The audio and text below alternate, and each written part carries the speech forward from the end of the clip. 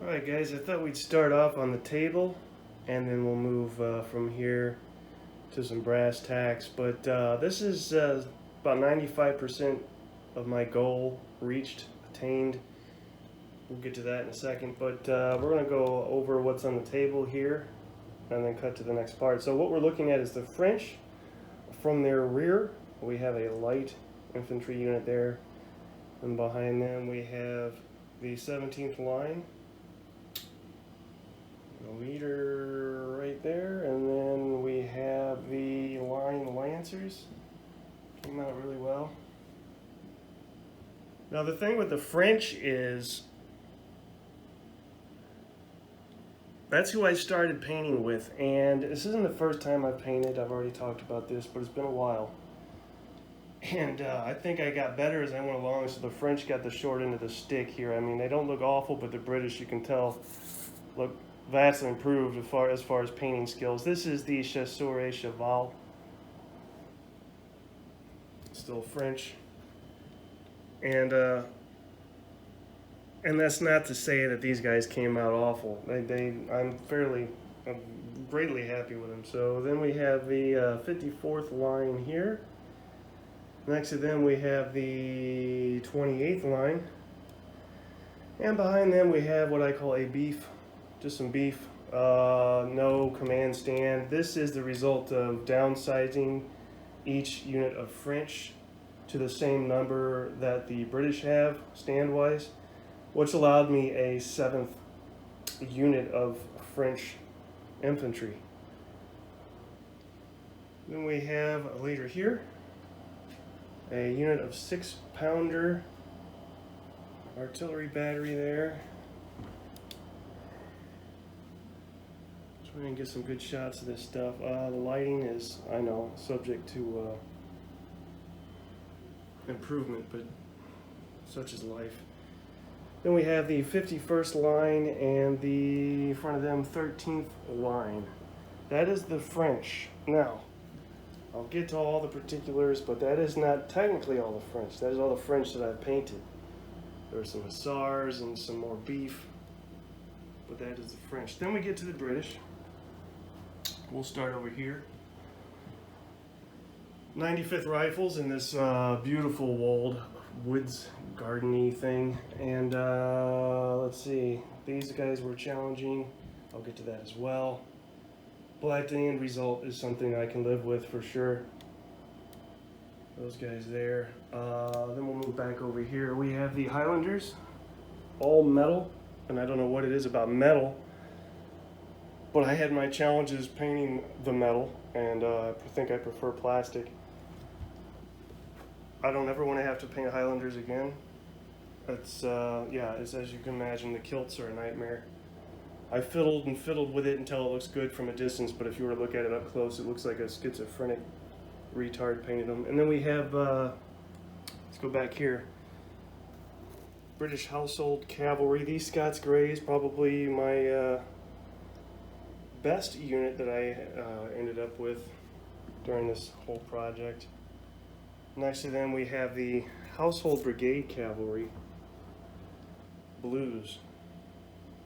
I didn't want to do the life, so I wanted to do something different, so I did the blues. I really like the blue and almost a cream. I used buff, cream color on the gloves and some of the straps. Then we have the third Scots foot guards here. Happy with those as well. Next to them is the 33rd West Riding Regiment of Foot. And behind them is Wellington with his fictional dog. Wellington never had a dog that I'm aware of, but then again, Wellington wasn't made of metal either. So we can take liberties, folks. We have another leader, 1st Royal Scots Regiment of Foot. Has there been a regiment of hand? I don't think so. Bad joke. Then the 2nd Foot Guards, otherwise known as the Coldstream, and Highlanders I did up as the Black Watch. Now I don't know if that is something that was apparent when I showed it to you, but that's my intention, or the extension of my intention. There's another picture. I'm really taken back by this little walled forest I came up with. Kind of cool. Exactly where the 95th would be. So that worked out nice. That is the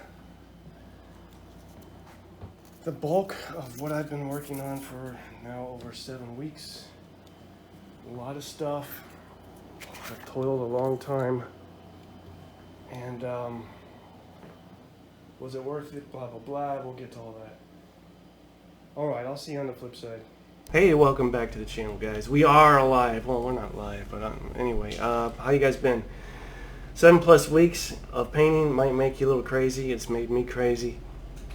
The stuff that I'm going to go into, you may have already heard. Some of you probably didn't want to hear it the first time. Bear with me. I tell again. But the opening montage broke down, I think, probably as about effectively as I could. What's been going on for the 7+ weeks. I'm at 447 figures painted. Now I'm counting, I'm counting cavalry as double because, you know, it's the horse and all his stuff is one figure in and of itself. So 447, I'm about 95% done. I have reached my goal, so there's that. But as far as gaming and playing on the table and being where I need to be there, I have one tiny little British artillery unit 6-pounder. What I have actually is 2 6-pounders and a 9-pounder. And when I line them up, it looks funny to me because the cannon on the 9-pounder is bigger. The guys are different. I'd like them to be uniform, all 6-pounders. So I found a 6-pounder online, waiting for that to show up. Slap some paint on that, and technically if I never painted again, I could sleep at night. But there's stuff that, there's things that you can paint. I've got stuff that I can, is supplementary lanyap stuff, so there's that. But what is comprised what you saw? So let's get into that. I think what I started with, it's been a while because this was like maybe even 2 years ago that I started this. And which has helped me, oddly enough, finish, because if I had bought all this stuff and then had to break it off the sprue, glue it together, prime it, and then paint it, probably would never start. But the fact that I broke everything off the sprue, glued it together and primed it, and then took like a 1.5 year break probably helped. So what you are seeing on the table effectively is this, a British Start Army, for the most part. As well as you can't have the British and not have the French Starter Army. And I really recommend these for those of you contemplating getting into this stuff. It's the best bang for your buck. It's a combo pack of infantry, cavalry, artillery, leaders. It comes with flags. I don't recall if it comes with stands or not. I have spent an embarrassing amount of money on stands because I don't like to make them, and I don't want to fiddle with the laser cut wood, stinky wood stands. So I have these, and I use these for a lot of stuff actually, not just Napoleonics. I've used them for the naval thing I was messing with. I've used them to base my samurai guys. I've used them for God knows what else, but namely the Napoleonic stuff. And this is what you're looking at here of stands that I can still use. Oddly enough, I'm still short some stuff. Then we have the Waterloo box set, which has both French and British, but it doesn't stop there. The madness keeps going. It has the Hanoverians, or some of them. So when I say I still have stuff I could paint, it's things like that. I've got Hanoverians I could slap some paint on. Will I? Who knows? I'm a strange guy. Then we have, let's not start there. We have, now this should prove odd to you. We have a box of Chosen Men and 95th rifles. And we have a box of Chosen Men 95th rifles.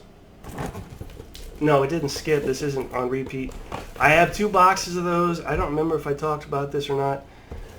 It all went pear-shaped when I tried to do it the first time. I don't know what it is about metal, but I've discovered that in the South, where it's humid and it's hot, and cheap primer maybe, and also the spray Angel Green paint was a recipe for disaster. And in fact, I got so frustrated with them, I just threw them back in the box. I didn't even try and fix them, and ordered a whole other box and started over, which is what you see there. Now, end result, I'm thoroughly pleased with, but this took way longer than it needed to time-wise because of that technical error. The last, most recent box I purchased was this. I figured, you know, there's these iconic units you just kind of got to have on your table, and, well, this is one of them. I've already said I don't want to have to paint these ever again. It wasn't the end of the world, but you want things to be to a standard that is at least acceptable. I mean, why do this if you're just going to slap paint on it and just to get it done? So I went at a quick pace, but I have to say, I never went at such a rate that I felt that my painting was suffering as a result. I went at a pace that allowed detail to be had, and if I messed up, I stopped, I touched it up, went back over it. I took care in what I did. You know, again, when I say I painted 475 of these guys, and or whatever the hell it is, 457, and blah blah blah in 7 weeks. It seems like I went like a madman and threw caution to the wind and just slapped crap on there, got it everywhere. Didn't. I kept it to a high standard. Now, if you hold a magnifying glass up to them, you're going to beg to differ, but for a tabletop standard, they're fine. And I saw, again, if I'm repeating myself, I'll flog myself later. But I did see a guy watch this video. It was a 45-minute video on not painting one figure. And he says, I'm just trying to get a tabletop standard. No, you're not. You're trying to get a Smithsonian standard. Don't quit fooling everybody. You're steering people in the wrong direction. And then people that are new to this think they got to paint like that, and you don't. There's a median you can find for a tabletop standard. This stuff isn't going to the, again, to a museum. And we have the British Household Brigade Cavalry because you need more British cavalry, and this is where I did my blues. The ones that come with the British starter box set is the Scots Greys. And then we have, I did some supplementary boxes of stuff, so I have a couple supplementary French line infantry boxes, which, again, when I say there's still stuff I can paint, that's more beef that I could use to beef up the table. I don't have command stands for them, but there's that if I so desired. I had inclinations of fielding some Prussians. I doubt I ever will. But all these things are glued and primed. I seriously doubt I ever get paint on these guys. And then because the French, I actually have that box in the other room, have hussars, I thought, well, the British needed some light cavalry as well. So the only box of Perrys, I have a couple of leaders that are from the Perrys, but this is the only box of guys from the Perrys that I own, and just this British Hussars. Now I'm intimidated by this because, as you can see, the lace, I'm trying to figure out how I can do that without it looking like crap. Obviously there's videos showing how to, I've watched them, but man, it seems intimidating. So again, there's things, I've reached my goal more or less. I want to get that British artillery unit out there. But if I felt even more wackier than I am at some point down the road, yes, I have things that I could still yet paint to thicken up the battlefield. But if I never get to them, the goal that I set for myself is such that it is just fine what I have out there. I've got two baggies of odds and ends and odds and sods and bits and bobs and blah blah blah that you end up with changing things, etc. Now here's some other advice that I'll give to you guys when you're starting out on this. Do your homework, do your research. Don't succumb to excitement or a time crunch or a feeling like you're never going to get done. When you buy a box of, say, for instance, British cavalry, because this happened today. No, it was the French Hussars. When you buy a box of French Hussars, study up on the French Hussars. Understand why these two particular units may have gigantic plumes coming off of their shakos, and these guys don't. Why this guy has a long feather on his, and etc. Otherwise, you're gonna put this stuff together and glue it together, and have to change it, which is what I did this morning. I had to switch heads on Hussars, and I've had to do this with. I've already talked about this with the line units, especially with the French, because of the epaulettes on the flanking units versus the center units, and they have to go with certain heads with the certain palms, and you're going to save yourself some trouble if you understand what you're doing before you glue all this stuff together and prime it like I did. What else is there? I had some notes and I've lost them. I wonder if I can find them. I think I have them right here. You know, when I was, and I had that epic Civil War battle stuff on the table, when I was clearing that off last night, oh my God, I felt like I had been released from prison. I was getting giddy because I was at the table again. Now remember, I'm doing this stuff in the kitchen. It's like a, I don't know, an enslavement camp in there. It's hot, there's no air. Literally sweat drips off of me. It sounds awful, but if I do it in here, it doesn't feel comfortable. It doesn't feel right. I know I've already gone into this. So that's where I do it. Again, it's been over 7 weeks since I've done anything at this table. And just taking the guys off of it so I could put these guys on it felt so good. It was like a wave of fresh air. I mean, I think I overdid it with the paint thing. Probably should have painted a little, played a little, painted a little, done this, done that. I just wanted it to get done because I felt like if I interrupted it with various things, it would just drag on until my interest completely went away to something else or drained forever, and I know how I am. So I knew I had to get them done or I wasn't going to get them done. What else?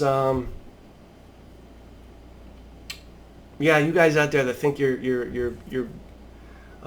big stuff, clipping counters, just for giggles, get like, if you know somebody that has them, just get like 1 or 2 guys and try and put some paint on them. It is miserable.